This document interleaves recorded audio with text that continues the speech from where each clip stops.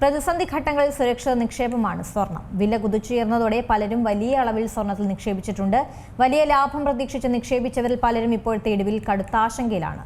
ഇനിയും സ്വർണത്തിനും വെള്ളിക്കും വില കുറയുമോ എന്നതാണ് പലരുടെയും ചോദ്യം. പ്രതിസന്ധി ഘട്ടങ്ങളിൽ സുരക്ഷിത നിക്ഷേപമായാണ് സ്വർണത്തെ കാണുന്നത്. വില കുതിച്ചുയർന്നതോടെ പലരും വലിയ അളവിൽ സ്വർണത്തിൽ നിക്ഷേപിക്കുകയും ചെയ്തിട്ടുണ്ട്. അപ്രതീക്ഷിത വിലക്കുതിപ്പിനെ തുടർന്ന് വെള്ളിയിൽ നിക്ഷേപിച്ചവരും കുറവല്ല.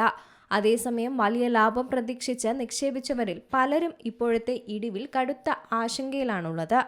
ഇനിയും സ്വർണത്തിനും വെള്ളിക്കും വില കുറയുമോ എന്നതാണ് പലരുടെയും ചോദ്യം. വില കുറയുന്നത് കുതിക്കാനാണെങ്കിൽ ഇപ്പോൾ കൂടുതൽ വാങ്ങി നിക്ഷേപിക്കേണ്ടതുണ്ടോ എന്ന ചോദ്യവും ചിലർക്കുണ്ട്. ഇപ്പോഴിതാ അതിനെല്ലാം മറുപടി നൽകുകയാണ് വിദഗ്ധർ. സ്വർണത്തേക്കാൾ വെള്ളിക്കാണ് അടുത്തിടെ യഥാർത്ഥത്തിൽ വില കുതിച്ചത്. 4.20 ലക്ഷം രൂപയിലെത്തി. എന്നിട്ട് പെട്ടെന്ന് 27% താഴെ പോയി.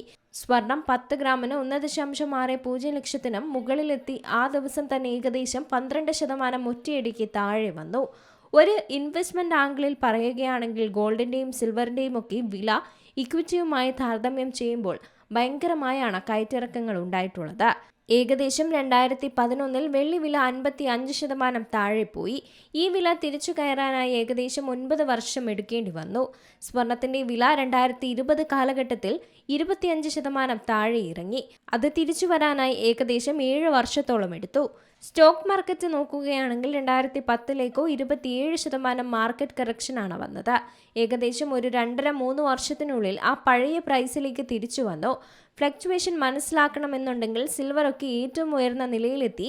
താഴേക്ക് വന്നു കഴിഞ്ഞാൽ തിരിച്ചു കയറാനായി ടൈം എടുക്കുന്നുണ്ടോ എന്നാണ്.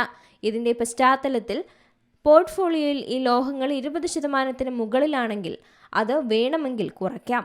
കൂടുതൽ നിക്ഷേപിക്കുന്നതിൽ നിന്ന് താൽക്കാലികമായി പിൻവാങ്ങാമെന്നാണ് വിദഗ്ധരും പറയുന്നത്.